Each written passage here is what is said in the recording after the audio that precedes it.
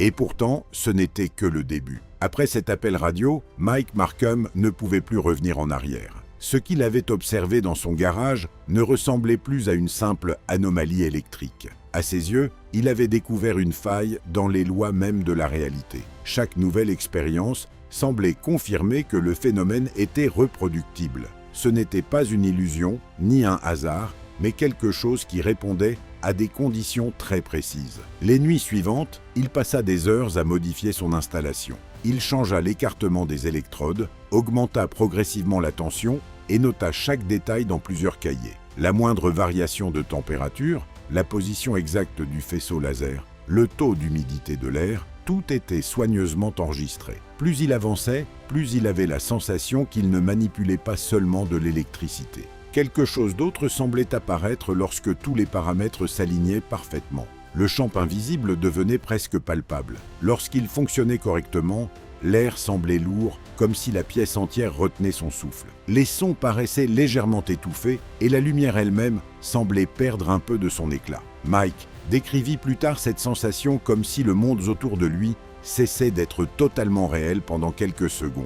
Il continua malgré tout. Au cours de l'été de 1995, il décida que son installation avait besoin d'une puissance beaucoup plus importante. Les transformateurs dont il disposait n'étaient plus suffisants. Convaincu qu'il se trouvait à quelques étapes d'une découverte historique, il prit une décision qui allait bouleverser sa vie. Dans une station électrique située en pleine campagne, il récupéra plusieurs énormes transformateurs industriels. Une fois installés dans son garage, ils permettaient d'alimenter son dispositif avec une énergie considérable. Lorsqu'il mit l'ensemble sous tension, les ampoules des maisons voisines commencèrent à vaciller. Certains habitants signalèrent des chutes de courant inhabituelles. Les techniciens de la compagnie d'électricité remontèrent rapidement jusqu'à l'origine du problème. Quelques jours plus tard, Mike fut arrêté. Pour les autorités, l'affaire était simple.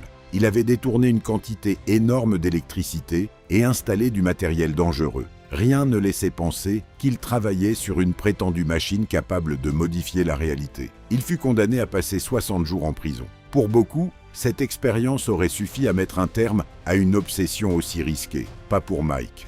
Durant toute sa détention, il ne pensa qu'à son appareil. Il remplissait des feuilles entières de nouveaux schémas électriques. Il recalculait les champs magnétiques. Il cherchait des moyens de rendre le phénomène plus stable. Chaque erreur commise avant son arrestation devenait une leçon destinée à améliorer la prochaine version. Lorsqu'il retrouva enfin la liberté, ceux qui le connaissaient remarquèrent immédiatement un changement. Son enthousiasme avait disparu. À la place se trouvait une détermination presque inquiétante. Quand il rappela Art Bell plusieurs semaines plus tard, l'animateur reconnut aussitôt cette transformation dans sa voix. Mike ne parlait plus avec excitation. Il semblait absorbé par quelque chose qui le dépassait complètement. Il expliqua que les objets ne disparaissaient plus seulement une fraction de seconde. Certains restaient absents plusieurs longues secondes avant de revenir. Et lorsqu'ils réapparaissaient, ils n'étaient pas toujours identiques. Pour démontrer ses observations, il raconta plusieurs expériences. Un simple morceau de bois avait disparu pendant près de 3 secondes. Lorsqu'il revint sur l'établi, il était glacé au toucher, comme s'il avait passé des heures dans un congélateur. Puis il essaya avec une fleur fraîchement coupée. Elle disparut quelques instants. Quand elle revint, ses pétales étaient fanés. Les couleurs s'avaient perdu leur éclat. Elle semblait avoir vieilli de nombreux jours, alors qu'à peine quelques secondes s'étaient écoulées. Ces résultats inquiétèrent profondément Art Bell. Mais ce qui suivit le bouleversa davantage encore. Mike avoua avoir utilisé le dispositif sur un animal vivant. Une petite souris fut placée au centre du champ. Elle disparut. Pendant 5 interminables secondes, la cage resta complètement vide.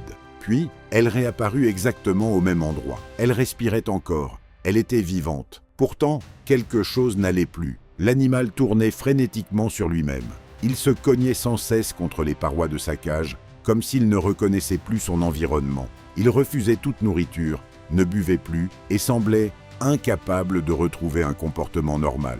2 jours plus tard, il mourut. Pendant plusieurs secondes, aucun des 2 hommes ne parla. Art Bell rompit finalement le silence. Il demanda à Mike d'arrêter immédiatement toutes ses expériences. Selon lui, cette affaire dépassait largement le simple bricolage amateur. Si le phénomène était réel, il fallait prévenir des scientifiques compétents, installer des protocoles de sécurité et empêcher qu'une catastrophe ne se produise. Mike resta silencieux. Puis il répondit calmement qu'il ne pouvait plus abandonner. Il était persuadé qu'il approchait d'une découverte majeure. Avec le recul, cette phrase prend une signification presque tragique. Il était effectivement très proche, mais pas du tout de ce qu'il imaginait. Quelques mois plus tard, il rappela une dernière fois l'émission avant que tout ne bascule. Nous étions à la fin du mois de février de l'année 1996. Sa voix semblait encore plus tendue. Il expliqua que le champ avait considérablement grandi. Il ne se limitait plus à quelques petits objets déposés sur une table. Il pouvait désormais y entrer lui-même, pas entièrement, seulement une partie de son corps. Il décrivit alors une sensation impossible à comparer avec quoi que ce soit de connu. Dès que son bras pénétrait dans cette zone invisible, le monde extérieur semblait ralentir.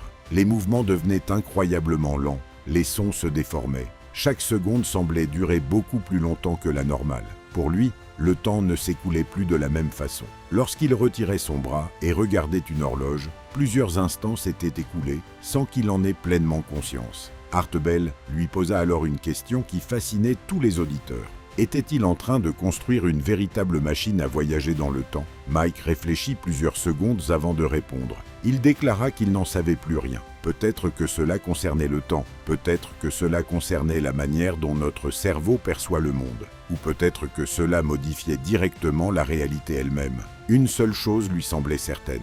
La machine ne déplaçait pas simplement les objets, elle semblait transformer leur relation avec l'univers. Art tenta encore une fois de le convaincre d'arrêter, mais Mike révéla alors un autre détail inquiétant. Depuis quelque temps, il avait la conviction d'être surveillé. Des voitures inconnues stationnaient parfois près de sa maison.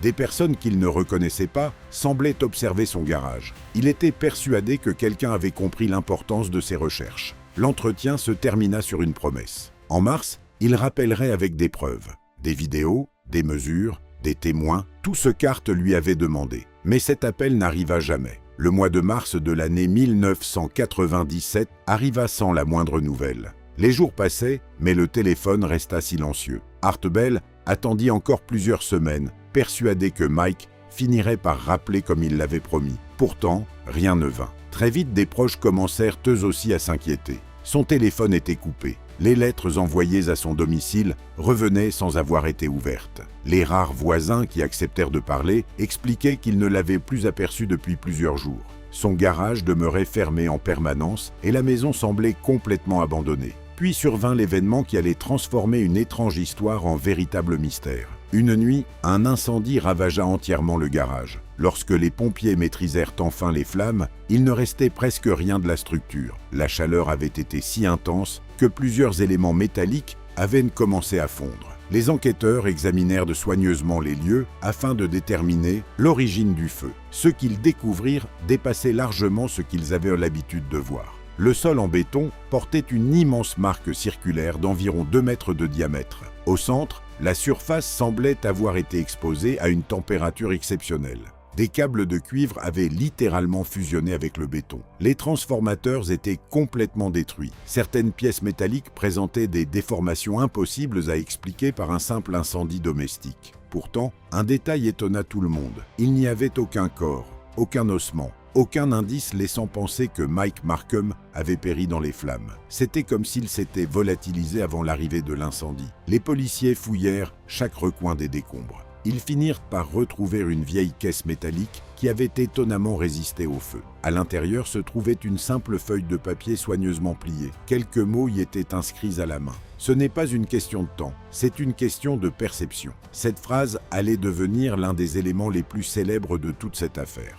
Malgré des recherches approfondies, l'enquête officielle n'aboutit jamais. Mike Markham fut déclaré disparu. Le dossier finit par être classé parmi les nombreuses affaires non résolues. Pour les autorités, il s'agissait probablement d'un homme ayant choisi de disparaître volontairement après plusieurs problèmes judiciaires. Mais sur Internet, une toute autre histoire commençait à prendre forme. Les enregistrements de ces conversations avec Art Bell circulaient rapidement entre passionnés de phénomènes inexpliqués. Des milliers de personnes tentaient d'imaginer ce qui avait réellement pu se produire. Certains affirmaient qu'il avait réussi son expérience et voyagé dans le futur. D'autres pensaient que le gouvernement était intervenu pour récupérer ses recherches. Quelques-uns soutenaient que la machine avait ouvert une sorte de passage vers une autre dimension. Aucune de ces hypothèses ne pouvait être vérifiée. Pourtant, l'affaire semblait loin d'être terminée. L'année suivante, une découverte inattendue vint alimenter encore davantage les spéculations. Un chercheur amateur parcourant les archives numérisées de vieux journaux tomba sur un article datant de l'année 1930. Le texte racontait qu'un homme d'une trentaine d'années avait été retrouvé mort sur une plage de Californie. Au premier regard, l'affaire paraissait banale, mais certains détails attirèrent immédiatement l'attention. Les vêtements portés par cet inconnu semblaient beaucoup trop modernes pour cette époque. Les tissus, les coutures et même les fermetures correspondaient davantage aux décennies suivantes qu'aux années 30. Plus étrange encore, les policiers avaient découvert dans sa poche un petit objet métallique rectangulaire muni de plusieurs boutons et de symboles que personne n'avait réussi à identifier. Pendant des décennies, cette information était restée oubliée dans les archives. Lorsqu'une photographie de cet objet commença à circuler sur les forums spécialisés, de nombreux internautes furent frappés par sa ressemblance avec certains montages électroniques artisanaux réalisés dans les années 1990. Était-ce simplement une coïncidence? Ou existait-il réellement un lien avec Mike Marcum? Très vite, une théorie spectaculaire fit son apparition. Et si Mike avait été projeté dans le passé? Et si cet homme retrouvé sur cette plage plusieurs dizaines d'années auparavant était en réalité lui-même? Aucune preuve ne venait confirmer cette hypothèse. Le corps n'avait jamais été identifié avec certitude. La photographie était de mauvaise qualité. L'objet métallique pouvait tout aussi bien être autre chose. Pourtant, cette possibilité fascinait les passionnés. Chaque nouvel élément semblait rendre l'histoire encore plus complexe. Puis, pendant plusieurs années, plus rien. Le silence. Aucun nouveau témoignage. Aucune observation crédible. Le nom de Mike Marcum disparut peu à peu des discussions. Beaucoup finirent par croire que le mystère ne serait jamais résolu. Jusqu'à un matin de septembre de l'année 2006. Ce jour-là, un physicien nommé Harold E. Puthoff consulta comme chaque matin sa boîte de réception électronique. Parmi les nombreux messages reçus, figurait un courrier dont l'expéditeur portait un nom qui le laissa sans voix. Mike Marcum. Intrigué, il ouvrit immédiatement le message. Le contenu était extrêmement court. Mike affirmait qu'il n'était pas mort, mais il ajoutait une phrase encore plus étrange. Il écrivait qu'il n'était plus vraiment présent. Le courrier comportait également plusieurs documents techniques, des dizaines de schémas, des calculs, des formules. Le tout décrivait un appareil qu'il appelait le cadre de stabilisation du vortex de troisième génération. Une phrase revenait à plusieurs reprises dans les annotations. N'essayez jamais de le construire, étudiez-le seulement. Les plans étaient infiniment plus complexes que tout ce qui avait été rendu public auparavant. On y trouvait de nombreuses mises en garde concernant les effets sur les organismes vivants, les risques liés aux expositions répétées, ainsi que des remarques évoquant une perte progressive de stabilité de la perception humaine.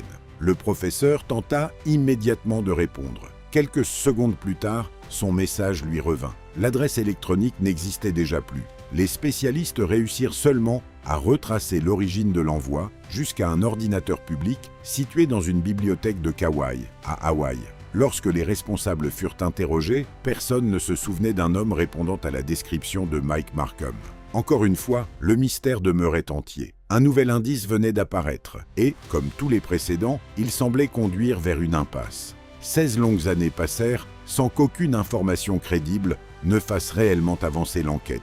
Beaucoup pensaient que le mystère de Mike Marcum resterait à jamais sans réponse. Pourtant, en octobre de l'année 2022, un événement totalement inattendu allait relancer toute l'affaire. Andrew et Melanie Carter rénovaient une ancienne ferme isolée dans la campagne de l'Ohio. En démontant une cloison du grenier, Melanie sentit qu'un objet était dissimulé derrière les planches. Ensemble, ils retirèrent le bois et découvrirent une lourde boîte en bois recouverte de poussière. Sur son couvercle, une inscription presque effacée était encore lisible. « Monsieur Marcum, ne pas ouvrir avant le bon moment ». À l'intérieur se trouvaient plusieurs carnets remplis de notes, de schémas électroniques, de calculs complexes et d'avertissements couvrant une période allant de l'année 1995 jusqu'à l'année 2021. Ils trouvèrent également plusieurs circuits imprimés soigneusement emballés, ainsi qu'une photographie Polaroid montrant un homme debout devant une immense structure métallique circulaire.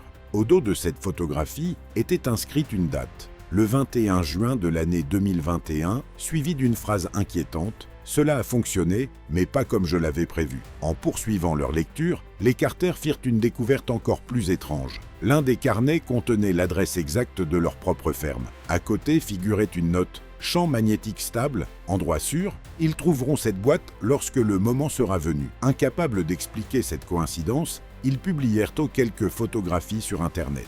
En quelques jours, les communautés qui suivaient depuis longtemps l'histoire de Mike Markham s'enflammèrent. 3 semaines plus tard, Andrew reçut un appel provenant d'un numéro inconnu. Une voix fatiguée se présenta simplement. « Je suis Mike Markham. J'ai entendu dire que vous aviez trouvé ma boîte. Je voudrais vous expliquer ce qui s'est réellement passé. » Quelques jours après cet appel, un homme arriva devant la ferme au crépuscule. Il avait 59 ans, l'âge que Mike aurait normalement dû avoir. Pourtant, son visage semblait bien plus marqué. Ce n'était pas seulement celui d'un homme âgé, mais celui de quelqu'un qui semblait avoir porté un poids invisible pendant des décennies. Autour de la table de la cuisine, il raconta enfin son histoire. Selon lui, sa machine n'avait jamais permis de voyager dans le passé ni dans l'avenir.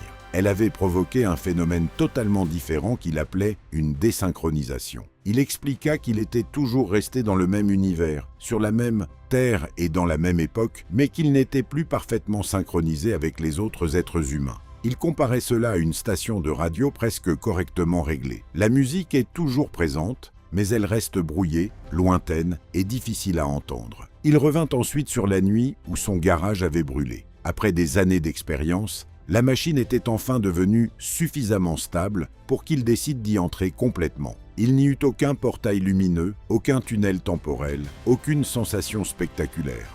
Le monde devint simplement silencieux. Lorsqu'il ressortit du champ, plusieurs heures s'étaient écoulées. La machine avait surchauffé et le garage s'était embrasé. Mike parvint à s'échapper, mais il découvrit rapidement que quelque chose avait profondément changé. Les personnes qui le connaissaient reconnaissaient vaguement son visage sans réussir à se souvenir de son nom. Certains oubliaient leur conversation quelques minutes seulement après l'avoir quitté. D'autres avaient le sentiment de l'avoir déjà rencontré sans pouvoir expliquer où ni quand. Plus les semaines passaient, plus le phénomène s'aggravait. Mike comprit qu'il ne devenait pas invisible.